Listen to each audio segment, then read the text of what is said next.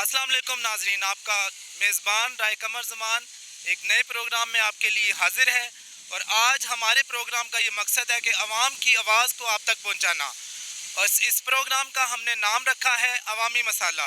अब नाम सुन के आपको अट्रैक्शन तो आपकी हो रही होगी, तो हम यहाँ पे करेंगे लोगों से कुछ सवाल और उनसे लेंगे मज़ेदार किस्म के जवाबात। तो हमारे साथ इस वक्त मौजूद है सेठ सैफ साहब, जो यहाँ इस इलाके के बहुत बड़े ज़मींदार हैं और बड़े लेवल पे ये काम कर रहे हैं। ये इलाका है कसूर का इलाका, मंडी उस्मान वाला। तो हम इनसे ये पूछेंगे कि ये किस तरह से ज़मींदारा कर रहे हैं और किस तरह से ये आप मेरे पीछे देख सकते हैं कि काम हो रहा है, प्रॉपर एक लेबर काम कर रही है, पैकिंग हो रही है। ये है छलियाँ जो होती हैं ना मक्की, ये मक्की का एक बिज़नेस है इनका। तो इस हवाले से इनसे हम कुछ सवाल करेंगे। जी अस्सलाम वालेकुम। वालेकुम अस्सलाम। जी साहब भाई, कब से आप ये कारोबार कर रहे हैं? मैं तकरीबन 10-15 साल से ये काम कर रहा हूँ सर, ज़राअत का। ज़राअत का, माशाल्लाह। तो ठीक चल रहा है माशाल्लाह आपका काम?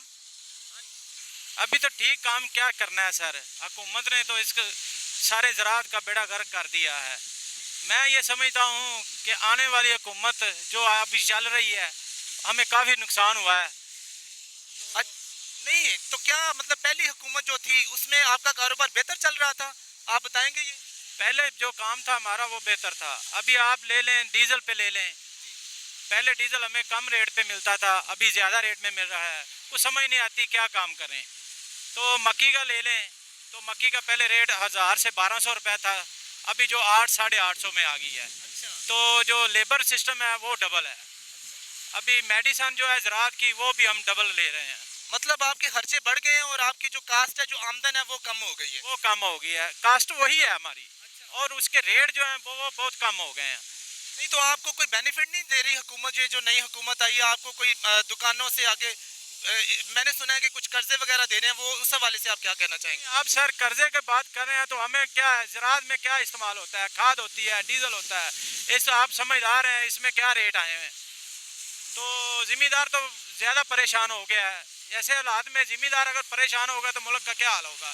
क्या क्या लगाते हैं आप, मैं पूछना चाहूँगा आपसे? मैं ज़्यादा कम लगाता हूँ, मक्की और आलू लगाता हूँ, और चावल का भी बहुत काम करते हैं। हम 3 फसलें लगाते हैं एक साल में। तो काम तो हम अच्छे नीयत से करते हैं। और देखिए हुकूमत क्या करती है, हमें नहीं समझ आती कि 25 और 26 तारीख को डीजल और पेट्रोल का रेट बढ़ाया जाए, और ऐसा बढ़ाया जाए कि कम करना हो तो 5-10 रुपये, अगर बढ़ाया जाए तो 25-30 रुपये बढ़ता है। तो क्या ये नहीं समझ आ रही हमें कि ये हमारे साथ हुकूमत क्या कर रही है। इस दफ़ा आलू का सुना है कि बहुत ज़्यादा शार्ट रहा है, पाकिस्तान में आलू का रेट बहुत ज़्यादा बढ़ा दिया गया। इसके बारे में इसके पीछे कौन सी माफिया इसको कंट्रोल कर रही है? किस वजह से आलू का रेट इतना बढ़ा? आप इसके बारे में क्या कहना चाहेंगे? सर देख लें, अभी जो गंदम का ले लें, हमसे गंदम ली गई है किस रेट में? 1400 रेट में। अभी ब्लैक में जो रेट है वो 1800 है, 1900 है, 2000 तक है। जिसके पास गंदम है वो उसका ही रेट है। तो हमें ये गरीब आवाम क्या खाएगी? देखिए अभी काम कितने दिल से कर रहे हैं ये। तो मैं ये कहता हूँ अगर दिल से काम करे तो उसकी मजदूरी या मेहनत तो दिल से होनी चाहिए और सही होनी चाहिए। ये अभी गरीब आवाम है, इसको समझ नहीं आती क्या करें, क्या लेकर घर में जाएं और क्या खाएं। ये जो मजदूर आपने लगाए हुए हैं, मैं पूछना चाहूँगा आपसे कि आप इनको मंथली तनख्वाह देते हैं या डेली बेस पे आपने रखे हुए हैं? नहीं सर, ये डेली बेस पे हैं, रोज़ाना काम करते हैं, और जो इनका बनता है वो हम शाम को देते हैं। बेचारे बहुत परेशान है। कोई कहता है मैं आटा लेकर जा रहा हूँ, कोई कहता है मैंने चीनी लेनी है, कोई कहता है मैं घी लेनी है। कुछ समझ नहीं आती। ये गरीब आवाम में आ जाती है। तो इसलिए अभी देखो ना इन्होंने क्या किया, कोरोना का, ये कोरोना है, ये कोरोना है। मैं ये समझता हूँ ये कोरोना है तो किधर है? हमारा पूरा ज़िला कसूर में कोई मेरे समझ में नहीं आया कोई, अगर है तो गरीब आवाम को डराया धमकाया जा रहा है ये कोरोना है। ये गरीब आवाम कहाँ से खाएगी? अगर इनके पास कोई करने को होगा खाएंगे फिर। आप क्या कहते हैं कि ये लॉकडाउन करना चाहिए या नहीं करना चाहिए? आप जरा अपने बारे आप एक मशवरा। सर ये लॉकडाउन नहीं होना चाहिए।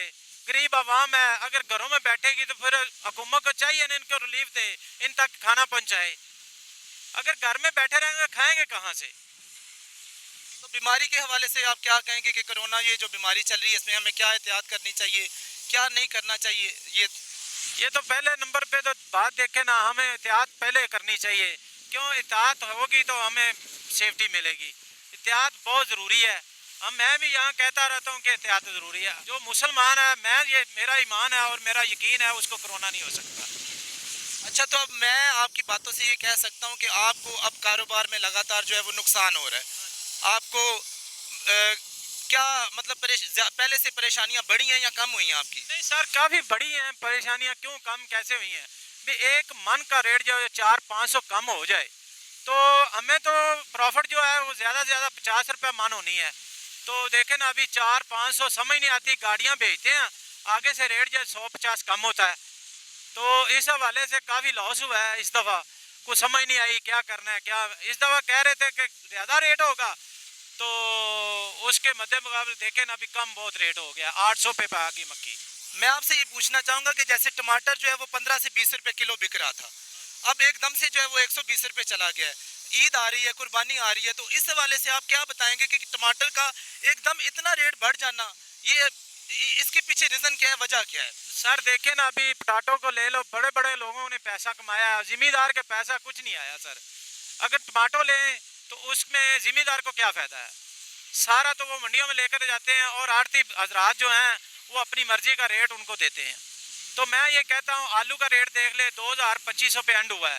ابھی دیکھیں کیا 4-5 ہزار پہ بوری چلی گئی ہے. وہ زمیندار کو تو نہ پہنچنا نا.